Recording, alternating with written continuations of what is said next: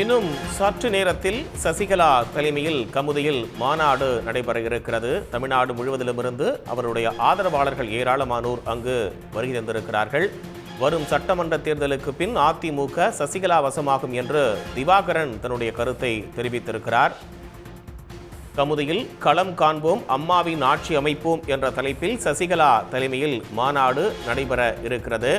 இதற்காக அவருடைய ஆதரவாளர்கள் ஏராளமானோர் அங்கு வருகை தந்திருக்கிறார்கள். முன்பாக அங்கு வந்து அவருக்கு ஆதரவாளர்கள் உற்சாக வரவேற்பு அளிக்கக்கூடிய அந்த காட்சிகளை பார்க்கிறோம். வரும் சட்டமன்ற தேர்தலுக்கு பின் அதிமுக சசிகலாவின் வசமாகும் என்று திவாகரன் தெரிவித்திருக்கிறார். கூடுதல் விவரங்களை வழங்குவதற்காக செய்தியாளர் செல்வகுமார் இணைகிறார். விவரங்கள் செல்வகுமார்.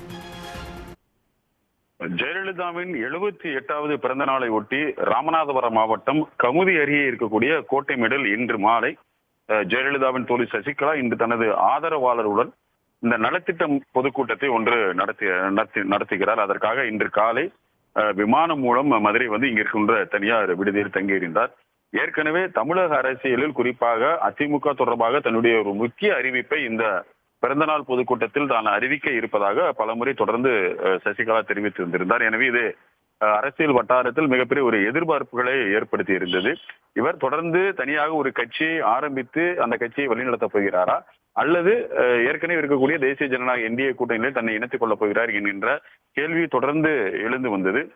இந்நிலையில் இன்று மதுரை தனியார் விடுதியில் தங்கியிருந்த சசிகலா தற்போது கிளம்பி கமுதி அருகே இருக்கக்கூடிய அந்த பொதுக்கூட்டம் நடைபெறக்கூடிய அந்த நலத்திட்ட உதவிகளை வழங்கக்கூடிய அந்த பொதுக்கூட்டத்தில் செல்கிறார். அதற்கு தலைப்பு களம் காண்போம், அம்மாவின் ஆட்சி அமைப்போம் என்கின்ற தலைப்பில் இந்த பொதுக்கூட்டம் நடைபெறுகிறது. நலத்திட்ட பொதுக்கூட்டமாக நடைபெறுகின்ற இந்த கூட்டத்தில் அங்கு இருக்கக்கூடிய குறிப்பாக ஏழை எளிய மக்களுக்கு இந்த நலத்திட்டங்களை வழங்கிவிட்டு அங்கு தன்னுடைய முடிவை அறிவிப்பார் என்று எதிர்பார்க்கப்படுகிறது என்ற எதிர்பார்ப்பும் அதிகரித்திருக்கிறது.